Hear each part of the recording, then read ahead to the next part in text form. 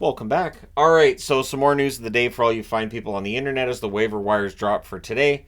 And of course, the waiver wire news from this morning with the Sens throws some people off. So those pesky Senators on their social media last night, they posted that they were placing those players on waivers. So it had some fans thinking that those players were on waivers yesterday and would have cleared today.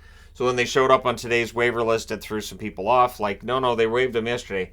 They announced they were going to waive him last night, but they officially went on the waiver wire today at 11 a.m. Pacific, 2 o'clock Eastern. That's 2 hours later than the waiver wire used to be. I preferred when it was 2 hours earlier, to be honest.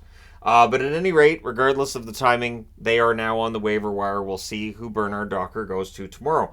I don't think he's going to clear. I don't know if Sokolov's going to clear either, but we'll see what happens. Now, the Bruins with 5 players that should clear, starting with Regula. He's a defenseman, though, so you never know. Renouf, Richard, who I'd like to see picked up by Montreal, only because Anthony Richard belongs in a Montreal Canadiens jersey. His name is Richard. It just works. Walsh and Wotherspoon also placed on waivers by the Boston Bruins. So we'll see which players clear waivers and which ones don't. But for Boston, it should mean that their next game tonight against Washington, it'll be a more NHL-ready lineup than what they had last night against Philadelphia. So the Edmonton Oilers announced they were waiving Griffith and Hamblin, but everything I've seen, they haven't waived Hamblin officially yet, but they've waived Seth Griffith. So Seth Griffith, an example of a good AHL player who's had some stops and starts at the NHL level, but he's a good AHL player, so he goes down to Bakersfield. And Bourgault being assigned to the Condors on loan as well. We'll see how long Bourgault's down there. He's had a good preseason, so I don't think he's going to be down there very long for Edmonton. We'll see how their lineup looks once we get to opening night. Shalgren has been waived by the New Jersey Devils. So goaltender who, of course, played well enough with Toronto at times, but at this point in time he's a number 3 or number 4 in the New Jersey Devils organization. So Shalgren should clear. The Philadelphia Flyers have waived a goaltender as well. It's Cal Peterson. Peterson, again, because of his contract, shouldn't be a problem getting that contract through waivers. Lazinski waived as well. So not as busy of a waiver wire, but again, with who Ottawa waived earlier, which includes Bernard Docker and Sokolov, we'll see which guys clear and which ones don't. Retirement news, Derek Stepan has announced his retirement, not finding a contract this season. He retires with a total of 890 games played in the NHL, 182 goals, 333 assists, 515 points, playing for the Rangers, the Coyotes, the Senators, and of course the Hurricanes. So nice long career for Derek Stepan, solid third line center at points during his career, and yeah, so good career, 500 points in almost 900 games. That's pretty good. Again, yesterday, all of the waiver wire players from yesterday cleared. We'll see if that's the case today as well.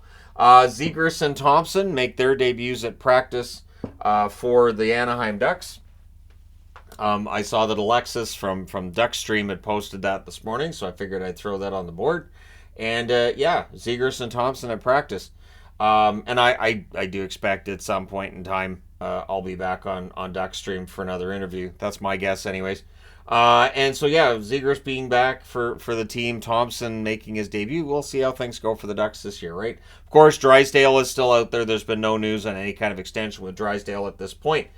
For Tampa Bay, so as we still wait to see who they're going to pick up on waivers, Johansson getting opportunities. He starts tonight. He also starts on Saturday. And Tompkins will start the game on Thursday. So it would appear, at least on the surface of it, that Johansson and Tompkins would be the tandem to start the season for Tampa Bay. So you cross your fingers and hope that that can get things done until Vasilevsky gets back, or we wait and see if somebody else goes on waivers.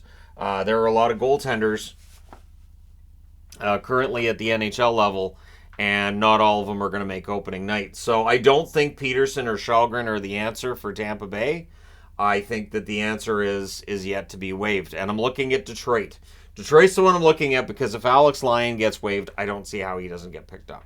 I'd be very surprised if Tampa Bay doesn't pick him up. We saw what he could do last year, and so I think he'll probably get picked up unless Detroit did something crazy and tried to get Reimer through waivers, or something crazier and carried 3 goaltenders. but we shall see. Let me know your thoughts. Do you think there's some teams that are gonna carry 3 goaltenders at least into the start of the season? Let me know your thoughts in the comment section below. As always, don't forget to hit like and subscribe if you're browsing your way through. You just happened upon this video. Thank you guys so much for watching, for all your support. I will talk to you again soon.